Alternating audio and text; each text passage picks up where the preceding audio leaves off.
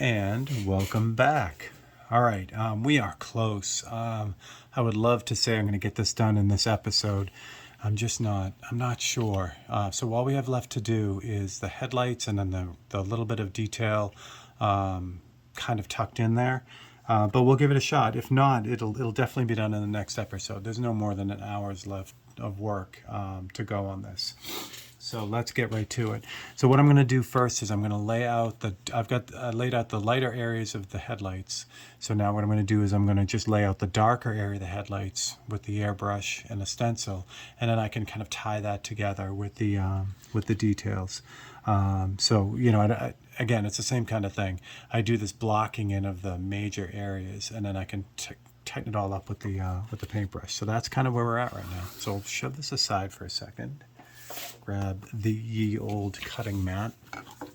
I got to get a new one. This is starting to really really show its age. What happens with these cutting mats is they are self-healing. So as you cut on them, they'll kind of close up the cut. But after a while, you just do so much cutting on it that it can't heal anymore, and it just becomes this hard plastic. It's very interesting. So, I mean, I've had this for over a year now, so it's not like, you use it and then you have to get rid of it. They do last quite a while. And, I tend to cut in the same spots over and over again. So this part over here is still pretty good. So that's what we're going to do. So there's your cutting mat info for the day. All right, so again, I'm just looking at these small areas just to kind of like put them in the right spot. Not really worrying too much about. I mean, I want to get them. It's same thing. When I'm blocking it, I want to get it as accurate as possible. But again, it's a paint sketch. You know what I mean? So it doesn't have to be like super perfect. It just needs to be an indication of where things are, especially like the center of these headlights, how they're tucked back. Get you a little closer here so you can see what I'm doing. Like the center of these headlights where they're tucked back, getting this inner circle in the right spot is huge. Because if it's not in the right spot, people will be able to tell. We talked about it before, how, with car portraits, no matter who's looking at it, people can tell if the wheels aren't going in the right direction, or if the headlights are wonky or something like that.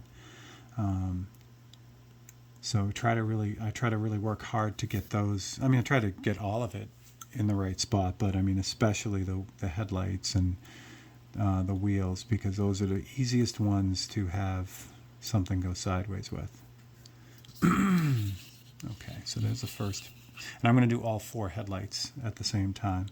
Again, it works the same way.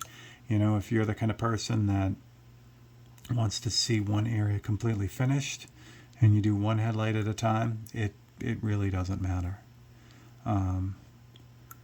It doesn't matter at all. It's just how you like to do it. I mean, in a way, from a paint efficiency standpoint, it does in a little bit, because you've got the airbrush loaded up with one color. It's easy to do all that color everywhere.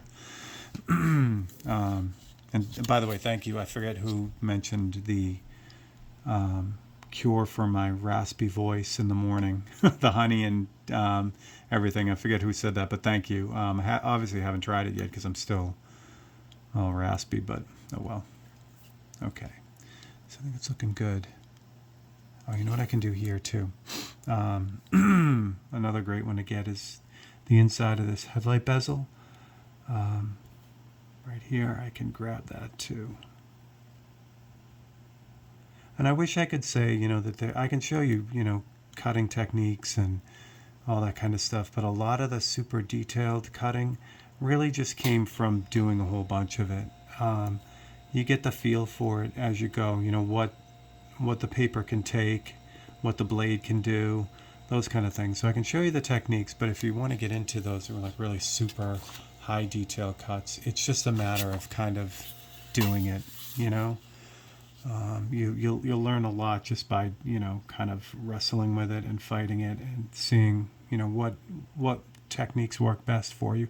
You may even find that, like, I use a number 11 blade, but I know a lot of people that use the different blades. X-Acto has they have a ton of different shaped blades, so you may find another blade works better, like more of a scalpel type, or I know Mike Learn does most of his cutting with a regular single-edged razor blade, which is, to see his detailed work is amazing that he gets that stuff cut out that way.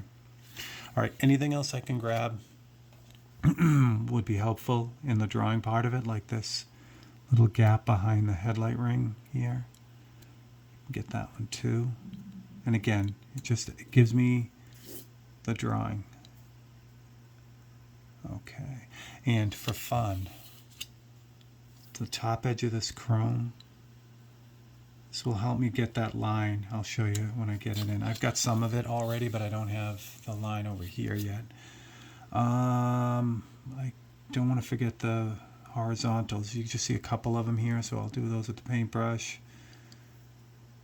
That side's pretty much done. Oh no, I have to finish these little grill marks over here, but I'll do that too. I think that's pretty good. I think that's pretty much everything that I can get out of that.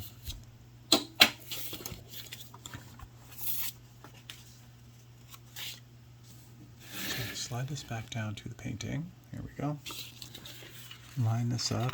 Yeah, I do. I got to finish these little lines over here and some other stuff. So I'm going to start by lining up, since I'm using an old, another template cutout. I'm going to start by lining that up and see where that is. I'm not going to rely on that because I want to make sure that the headlights are in the right spot, but it's a good place to start. And that looks good. I'm looking at this corner of the chrome right here when I flip it, and then I'll look at this corner over here. If I get those two right, we'll be in good shape.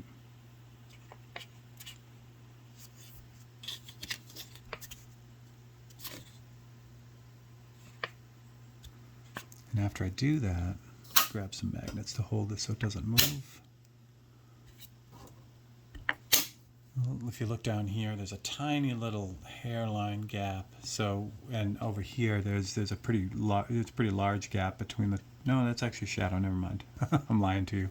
There's a gap over here, though. You can see the white popping through. So that means that the bumper isn't quite lined up in exactly the right spot because I shifted it. Again, when I pull this off, though, that type of gap you'll never notice. That's so close that you'll never notice it. So I can get away with that. But I do want to make sure that the headlights are, like I said, are correct. All right, this is a pretty reduced black that I was using before, but we'll let it roll because I'm going to need a light black, a controlled thin black for the rest of the details in this. All right, so for this, it's not a painted, midnight black. It's more of a just kind of fog the black in so that I can then pull this off and then finish painting it by hand, either with the airbrush or the paintbrush. But this locks all those little details in. This is that line up here on the chrome, the division between the hood and the front grille. So I'm going to throw that in real quick, and then I'll just finish throwing these areas in here. I think we're doing pretty good after that. Double check it though before I pull all the magnets off. So I'll pull one magnet. Well, maybe I don't have to pull one magnet. I just lift it up. Yeah, that looks really good. Good, and even got that little tiny faint line there. You can also see that the hood is misaligned here too, which is why I kind of did that so I can fix that. So we're good. We're good. All right, before I forget, because I already have forgotten, I'm going to do the horizontal bits of the you can just barely see it here. So you can just see the horizontal, the vertical grill marks here. You only see 3 of them. So I'm just going to do that.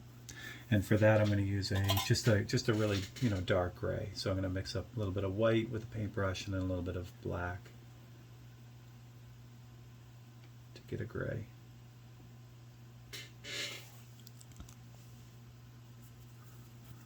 Put on my patented dirty glove. I keep calling it the dirty glove, but it's really not. It's just got overspray all over it. Okay, so I'll test it out in a couple of these spots. I think it's too dark, but that's okay. Actually, it might not be too dark.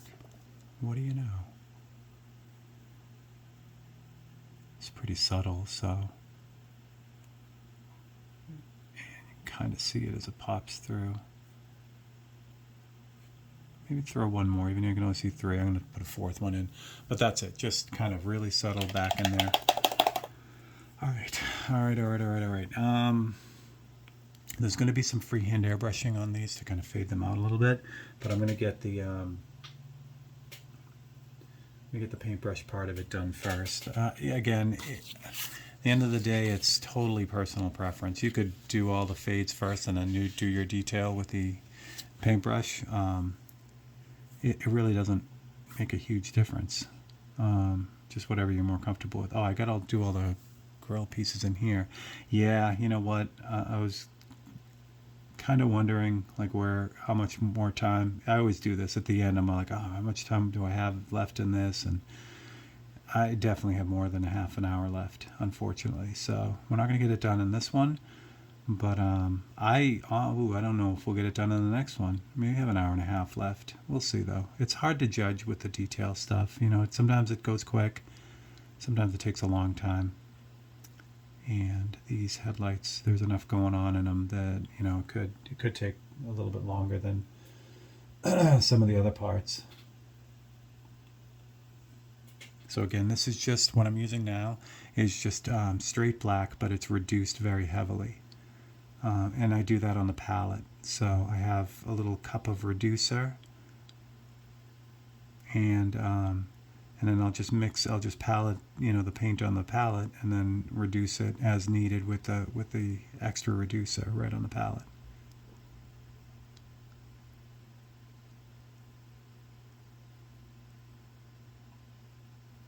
So all these concentric rings, just start to set them up, and then throw them in.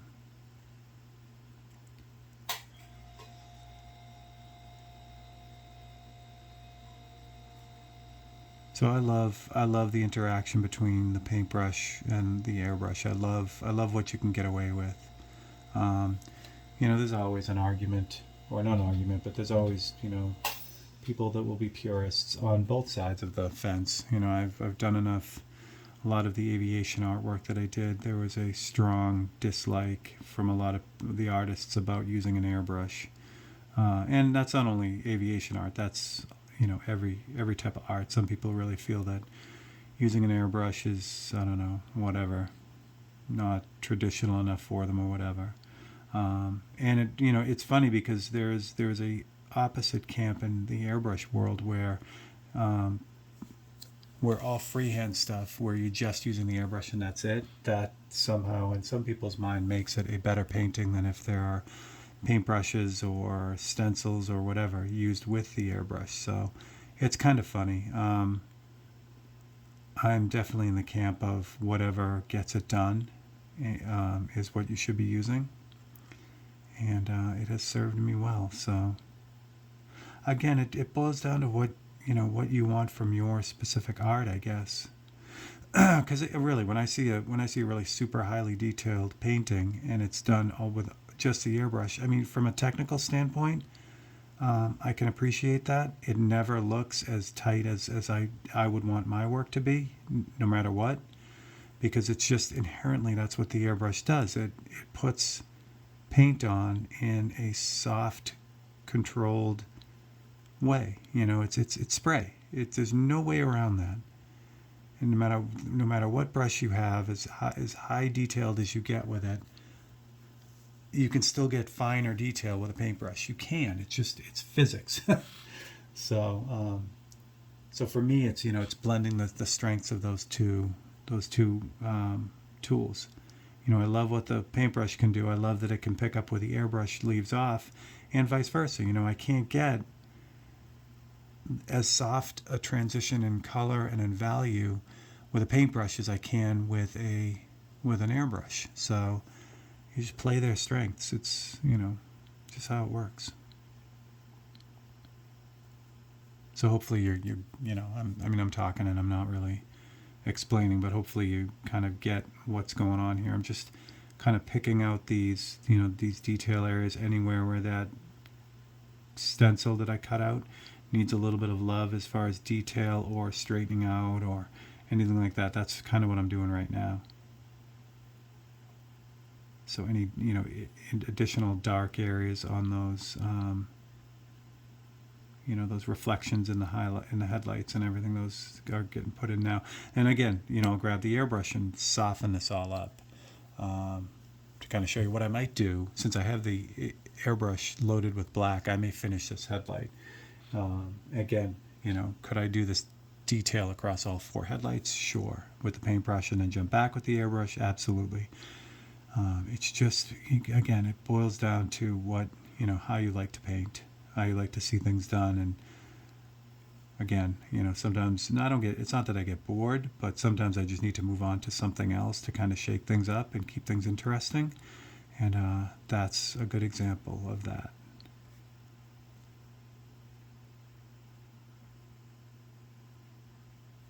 So we're looking pretty good on this one. All right, so there's a white ring that goes around the outside of this as well. I'm going to wait to put that in because I'm going to do the airbrushing first before I do the outside of that headlight ring, which is also going to be, these lines in here that I missed. Excuse me. The reason why is because if I put that nice clean ring around the inside, or outside edge, and then I go and airbrush all over it, it's going to get, overspray on it and it'll be dirty. We don't want that. So I'm going to grab the airbrush. Again, this works out really well because the paint is still in the airbrush, so it's not like I'm swapping colors out or anything. So again, for the airbrush, what it does very well are these really nice soft fades, and that works great in the reflections of the headlights. So it's stuff, that would be difficult to do, especially with an acrylic-based paint. Acrylic paints dry very fast. They tend not to blend very easily. It takes even the skilled acrylic paint artists will tell you that getting a smooth transitional fade with paintbrush and acrylics is difficult, to say the least. So with an airbrush, it's a breeze. And see that overspray, how it would get everywhere. Now obviously I have to clean that that circle up too. I got to really make that look correct, which is what the white does. So let's jump on that too. Like I talked about earlier, I've been using I always use a Winsor Newton Series 7 brushes, but as far as which one I'll use between the 0 and the 00, that's fluid. I use both of them. So whenever anyone asks, I usually just say get both. I mean, you're talking about an investment of about $25, $30 for 2 brushes, but these things are the best that I've found. So it's Winsor Newton Series 7, and then, hold on, there we go.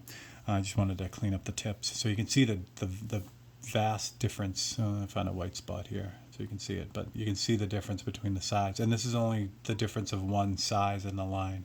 So it goes 00 right to 0, and then the next size up is 1, which is a bigger brush. But I like them both. They will both pull the same kind of point. The smaller one will kind of keep that point and pull details a little bit nicer. But the bigger one has a nicer belly on it, so it keeps the paint wet. So again, I would love to say that you can get away with one, but I find I always grab one or the other. So again, for the investment of about $30, get both. All right, so now the white bezel, or the edge of that white ring. So this white I can also use to kind of clean up what I did with the black. And this is what I mean about taking time with it. These rings have to be really, really clean and correct and all that fun stuff. So there's a lot of back and forth here. Like I'll put the white in, and I know, especially because I'm talking and my hand's moving when I talk, that this ring won't be perfect. I'll have to do something to it. So that's what the black is for. You just keep jumping back and forth until everything is lined up the way it should. And I'll show you as we go. But it's also the reason why I know that I won't be able to get this done in this episode, the whole thing. Because this part is the part that just kind of requires the most back and forth and can take the most time as I'm fixing things. So I'm pushing this circle out till it's round. It's the correct roundness, I guess. And if I push it too far, that's what the black is for. That's why I didn't put these, I could put these other, bits of the trim in, but But if I do that and I have to make an adjustment on this ring, I'm gonna have to fix it. These other ones. So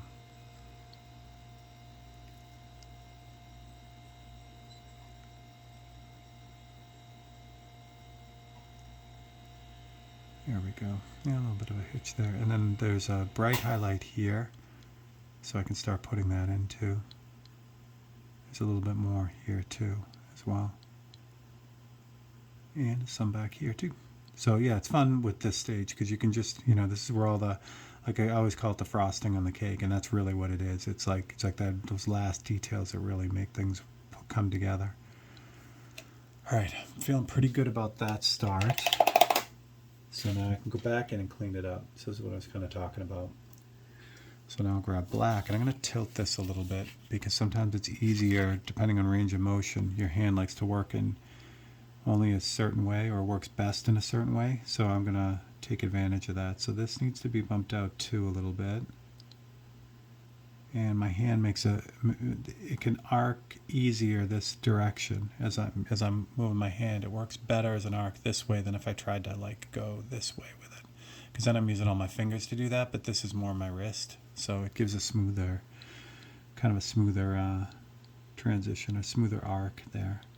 So I'll be twisting things all the time. All right, same thing over here. So the top of this also needs to be cleaned up a little bit.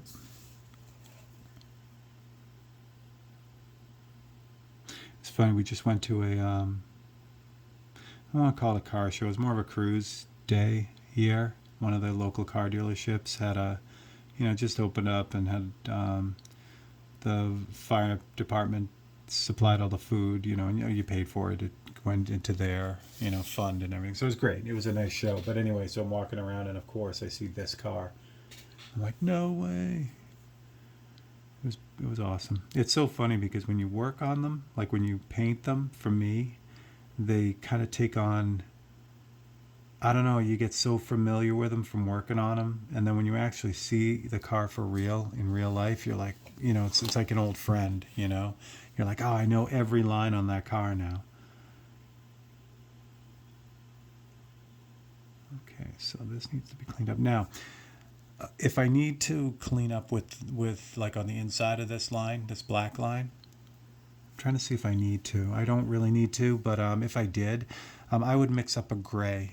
But in this case, because there's airbrushing in there, that when you spray black, the opaque jet black from Createx, when you spray that thin, it has a really brown cast to it, a really warm cast. I prefer brown shifted blacks more than blue shifted blacks. It's just totally personal preference. But I love what I can do with a warm black. So when you spray it out and a really thin, you can see that brown in the black. So if I was going to do an adjustment on this and I needed to mix up a gray, I would actually add a warm color to it, like brown, regular Createx brown, or burnt umber is a great one to add too. So I'd mix up a gray that actually had some brown in it, and that would match this color. So I could cut it back out if I needed to, but I think I'm doing pretty good with that. So I don't think I have to. But that ring needs to be a little bit thinner, so I'm going to do that. Yeah, we're already 23 minutes for this episode, so yeah, it is going to take... at first I thought I would get it done in the next episode, but that's not going to happen either, which is fine. It's totally fine. I don't care how long it takes. I'm just going to keep going on it. But again, nearing the end of the painting, I'm always like trying to figure it out. Like how much more do I have on this? Because I'm already looking to the next painting. So it's a constant. Like I don't know, just kind of figuring it out. So I do it for fun, and then I'm so often I'm never right. Like sometimes, I'll be like, oh, I only got a half an hour left on this, and it'll be like 4 hours. Or the other side of that, I'll be like dragging on a painting, and I'm like, oh my gosh, it's going to take forever to get this done, and then it's done right, like really fast. So I don't know. That's why it's so much fun to try to figure it out, I guess, for me. I mean, obviously, if you're dealing with like a deadline, then knowing how long it's going to take you becomes much more important. But fortunately, I'm at the point where, a lot of the stuff that I do um, isn't time crunched. I mean, some of it certainly is, but I try not to do that to myself as much anymore as I used to. No one likes all-nighters when you're trying to be creative. It never worked for me, and I've done them. I've done a lot of them, but for me, pushing myself like that physically, it never works out for me. It's my, especially with the detail stuff. It's so dependent on having all your physical and mental capabilities kind of on cue. So tends to kind of work that way. Still feeling this bottom part is a little bit. Oh, I know what it is. Okay. Excuse me. I'm going to thin this bottom out a little bit, but I just kind of got a glimpse of what I need to do to kind of straighten that out. This ring is just too white. It's, I needed it to be white because it's reflecting all the light, but what's happening is it's just too bright all the way around. It's good, but it's not, it needs a little bit of AB, you know what I mean? So what I'm going to do is I'm going to take, actually this I should wait on. How much time do I have in this episode? We have about 4 minutes left, which would be perfect. So what I'm going to do is now I'm going to introduce the rest of those lines. So, because when I airbrush this, I do want that overspray to hit this because I don't want to have to do this twice. So I'm just going to grab my ruler as a reference. Actually, let me grab a plastic ruler. That might be better for this. Plastic ruler has less chance of scratching the paint underneath down at the bottom here. So again, it's just kind of line it up with that one and then run that across. That's good. And then actually make sure I was just making sure that the grill details actually continued through the same way that they do in the middle of it, and they do. Never assume, because, well, this, the rest of the saying. That is good. Yeah, that's good. Since I have white in the brush now, I can kind of make sure there's nothing else I need to do with this. A little bit there. Oh, that's double down there. That's interesting. See, this is what I'm talking about. This is where not assuming pays off. I'll show you. Let me just put this in and I'll show you what I'm looking at.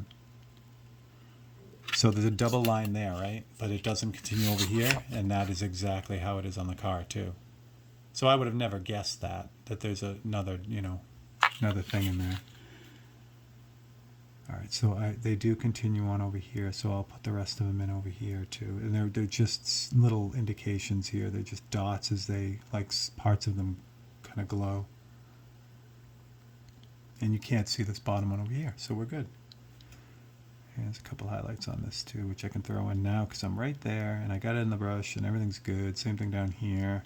A couple little highlights that I can throw in now so I don't forget them.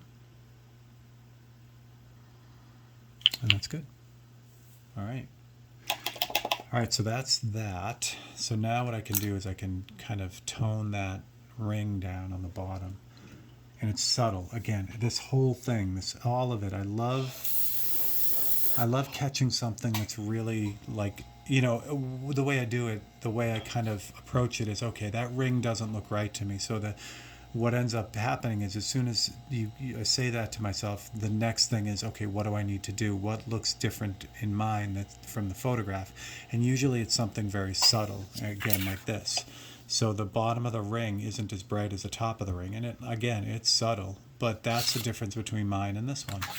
I may still have to clean that up a little bit, but I'll figure it out. So what I'm going to do is just really lightly, and just barely touch the bottom of that ring, and a little bit on the grill pieces too. So that way the top of this ring kind of is bright and the bottom has kind of a fade to it. And that's what I want. All right. So that is good. Let me zoom out of here so you can check it out. and then in the next episode, it's going to be the same thing. So the thing of it is each as the headlights get farther away, there's less detail in them. So the other two, or these two, will be a little bit faster than these two. So that's just the nature of the beast. So again, I'd love to say that we have one or two more episodes, but I just don't know. So hopefully you're enjoying them and you come back for all of them. So that's what I got. So this is Steve Leahy for Open Studio and the Chevelle painting. And we are close, kids. So thank you. If you enjoyed it, please hit that like button and subscribe and click the bell icon so you don't miss an episode. And after we're done with this one, we'll jump right into the next painting, and we're going to keep this Open Studio going. So thanks very much, guys. And I will catch you on the next one.